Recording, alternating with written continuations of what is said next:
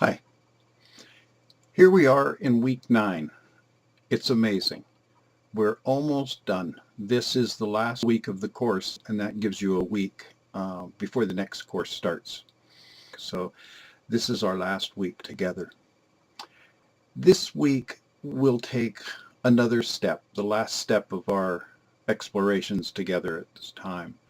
And so far in the course we've been looking at a lot of different intellectual perspectives and some emotional perspectives as well. And one of the topics that's come up is first in Meadows talking about releasing paradigms, of moving beyond letting go of a particular paradigm and then eventually just moving beyond paradigms completely.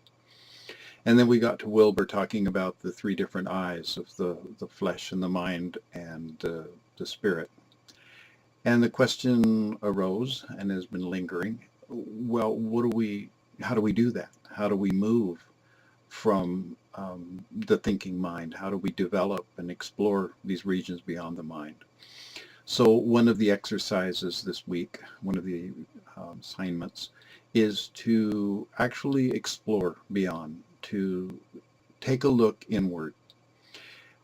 I'm reluctant to assign this, but I do invite you and encourage you to take 4 hours this week at different times and really look within. I know there's resistance and it's hard to find the time to do it. So often we just get caught up. We have good intentions, but we just get caught up doing other things. And so I urge you to take the time and really just have a look inside. In the readings this week, in my own readings, I tend to use terms like spiritual practice or spiritual journey, but I don't think these terms are necessary. It's just an inner look. In the same way we look at the outer world, we can look at the inner world as well and simply use an empirical approach. You don't have to believe anything or accept any dogma or accept anything I say. It's just looking. And so it's sitting still, focusing the gaze inward, and noticing what's going on. So that's one of the main assignments this week. I encourage you not to drift off during these last days. You're not only spend time on your final individual chapter and the epilogue, which I look forward to reading, but also really stay engaged in these last days of the course. These last days could be perhaps the most important to you in the course. I invite you to step back and reflect. Reflect on where you've come and where we've come together during these last 9 weeks, where we started from and the ground we've covered. So, just really think about the changes in the way you've seen the world and the way you continue to grow and see the world.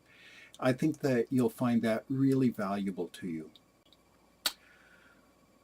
I'd like to thank you.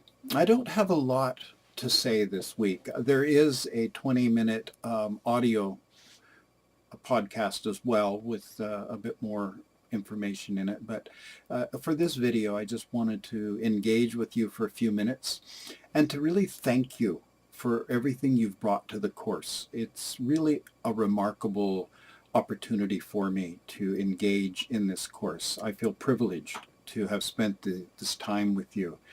And so I thank you for everything you've brought to the course, your commitment and your deep engagement with yourself and with your teammates and with me. You've all given an enormous amount, and I'm extremely appreciative of that. So thank you. It's been, I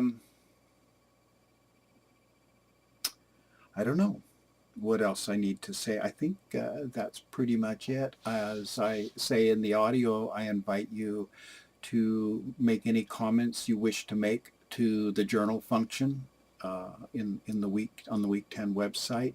If you think there's any parts of the course that aren't really necessary, that we can cut out, any readings that you didn't find particularly useful and interesting, please let me know that, because every year I try to improve the course, teach myself how to teach better and to guide better. So for me, this is as much a learning experience it is for you. And so I count on your feedback, and I appreciate your feedback in that.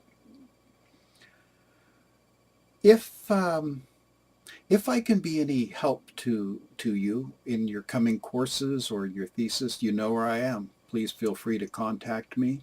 I wish you all the best in the continuing process of the MAEC program and your own development and growth and your own reflections. So I think it's going to continue to be a challenging and very rewarding journey for you. So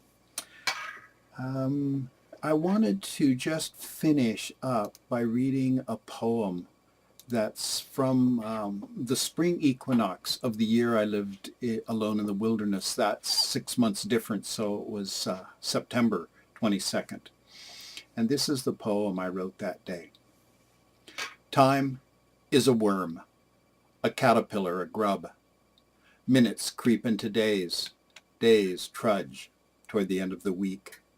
Then, lost in the long gray sleep of our absence, a sudden startling shift, a transformation. Years have flown and carried us toward the dark, implacable moment of death. Are you remembering to remember to pause and notice the life living in you? To feel the tender autumn light flicker across your waters?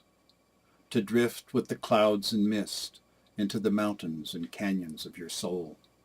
To float in the ebb and flow of joy and sorrow, love and grief, through the wide, empty basin of your heart.